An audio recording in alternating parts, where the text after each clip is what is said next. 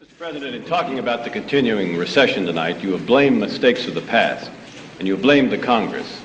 Does any of the blame belong to you? Yes, because for many years I was a Democrat. I've been told that this is all off the record and that the cameras are all off. Is that right? Huh?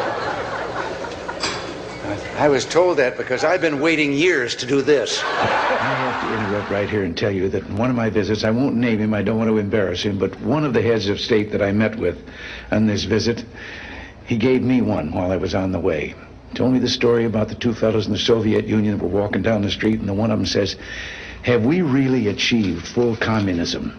Is this it? Is this now full communism?" And the other one said, "Oh, hell no, things are going to get a lot worse." He said that Castro was making a speech to a large assembly, and he was going on at great length, and then a voice out in the crowd said, "Peanuts, popcorn, Cracker Jack."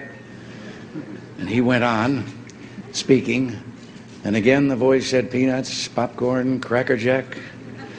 And about the fourth time this happened, he stopped in his regular speech, and he said, the next time he says that, he says, "I'm going to find out who he is and kick him all the way to Miami."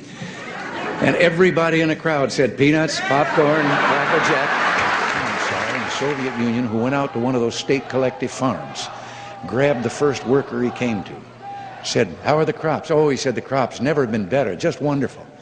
He said, "How about potatoes?" "Oh," he said, "Comrade Commissar, if we could put the potatoes in one pile, they would reach the foot of God." And the commissar said, "This is the Soviet Union, there is no God." He said, "That's all right, there are no potatoes." Favorite quotations about age comes from Thomas Jefferson. He said that we should never judge a president by his age, only by his work. And ever since he told me that, I've stopped worrying. Just to show you how youthful I am, I intend to campaign in all 13 states.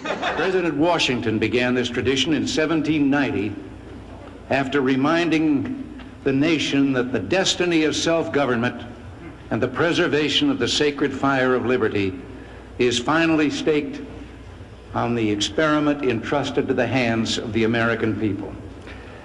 For our friends in the press who place a high premium on accuracy, let me say, I did not actually hear George Washington say that.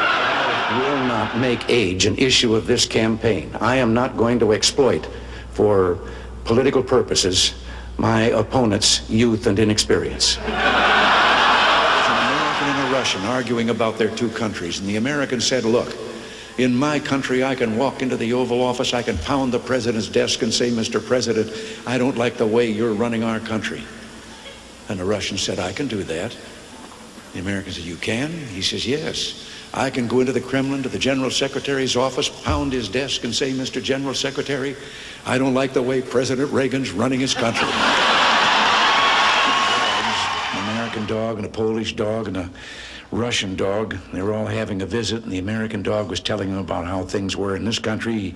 He said, "You know, you bark and you bark long enough, and then somebody comes along and gives you some meat." And the Polish dog said, "What's meat?" The Russian dog says, "What's bark?" The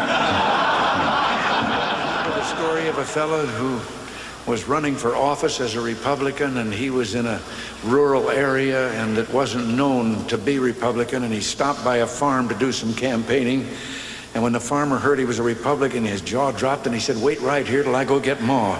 She's never seen a Republican before." So he got her, and the candidate looked around for a podium from which to give his speech, and the only thing he could find was a pile of that stuff that Bess Truman took 35 years trying to get Harry to call fertilizer. So he got up on the mound, and when they came back, he gave his speech. And at the end of it, the farmer said, "That's the first time I ever heard a Republican speech." And the candidate said, "That's the first time I've ever given a Republican speech from a Democratic platform." One of the great things about having you here is that I get to tell a farm joke. Now, first I need a setting, but Rick, you're from Kansas, right? You bet. Okay, this takes place in Kansas.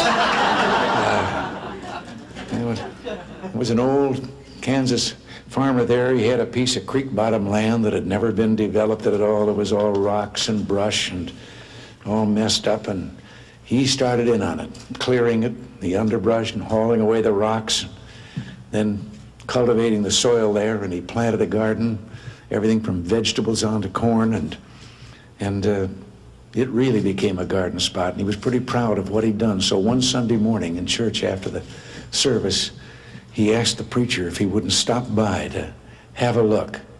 Well, the preacher arrived, and he took one look, and he said, "Oh, this is wonderful." He said, "These are the biggest tomatoes I've ever seen. Praise the Lord." He said, "Those green beans, that squash, those melons," he said, "the Lord really has blessed this place. And look at the height of that corn." He said, "The God has really been good." And the old boy was listening to all this, and he was getting more and more fidgety, and finally he blurted out, "Reverend, I wish you could have seen it when the Lord was doing it by himself."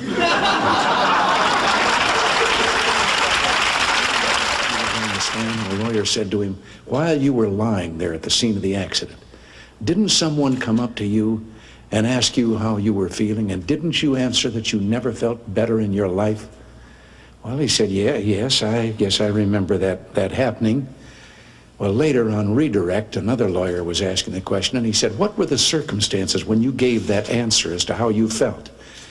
Well, he said, "I was lying there," and he said, "a car came up and a deputy sheriff got out. He said, my horse was neighing with pain and kicking. He had 2 broken legs.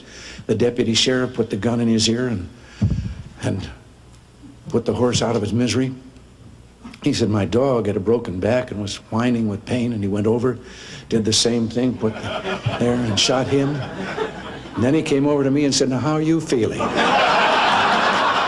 Just down at the entrance of his building, there was an elderly lady selling pretzels, and every day he'd go by and he'd put a quarter down and never take a pretzel. Go on in. He was being very charitable, and this went on for some time. And he came along one day, put down his quarter, started, and she took him by the arm. And he looked at her and he said, "Oh, you probably want to know why for this full year I've been leaving 25 cents on the plate and not taking a pretzel." And she said, "No, I just wanted to tell you that pretzels are 35 cents now. And grabbed a limb sticking out the side of the cliff and looked down 300 feet to the canyon floor below, and then looked up and said, "Lord, if there's anyone up there, give me faith. Tell me what to do." And a voice from the heavens said, "If you have faith, let go." He looked down at the canyon floor and then took another look up and says, "Is there anyone else up there?" The importance of communication and how much a part it plays in what you and I, what all of us are trying to do. And one day, a former place kicker with the Los Angeles Rams, who later became a sports announcer, Danny Villanueva, told me about communications. He said he'd been having dinner over at the home of a young ball player with the Dodgers. The young wife was bustling about getting the dinner ready. They were talking sports, and the baby started to cry. And over her shoulder, his busy wife said to the ball player, "Change the baby." And he was a young fella, and he was embarrassed in front of Danny, and he said, "What do you mean, change the baby? I'm a ball player. That's not my line of work." And she turned around, put her hands on her hips, and she communicated. She said, "Look, Buster, you lay the diaper out like a diamond. You put second base on home plate. You put the baby's bottom on the pitcher's mound. You hook up first and third, slide home underneath, and if it starts to rain, the game ain't called. You start all over." I thought you might like to say a few nice words to them.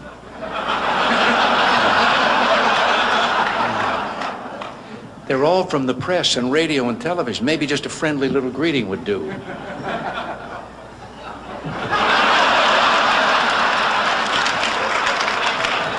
How about just a word or two, something friendly, even one kind word?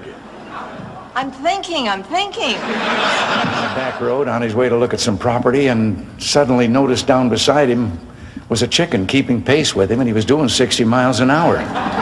And suddenly the chicken spurted out ahead of him, and it looked to him as if the chicken had 3 legs. And then it turned and went down a sign road and into a barnyard, and the driver turned down that lane, drove into the barnyard. There was a farmer there, and he asked him, he said, "Did you see a chicken go by here?" And the farmer said, "Yep." He says, "Did it have 3 legs?" And the farmer says, "Yep." I raise them that way. I breed them. He says, you do? He said, how come? Well, he said, I just love the drumstick, and Ma always liked the drumstick, and now Junior's come along, and he likes it, and we just got tired of fighting over it, so I've been breeding three-legged chickens. And the driver said, well, how do they taste? He says, I don't know. I haven't been able to catch one yet. This fellow they've nominated claims he's the new Thomas Jefferson. Well, let me tell you something. I knew Thomas Jefferson. He was a friend of mine. And Governor, you're no Thomas Jefferson. As soon as I get home to California, I plan to lean back, kick up my feet, and take a long nap. I'll come to think of it, things won't be all that different after all. Send a kid to the emergency room for a treatable illness like asthma. They end up taking up a hospital bed. It costs, you gave them treatment early, and they got some treatment and a breathalyzer, or an inhalator, not a breathalyzer. What they'll say is, well, it costs too much money, but you know what? It would cost about the same as what we would spend over the course of 10 years. It would cost what it would cost us. All right, okay, we're going to. It would cost us about the same as it would cost for about, hold on one second, I can't hear myself. But I'm glad you're fired up, though. I'm glad. Oh, shut up.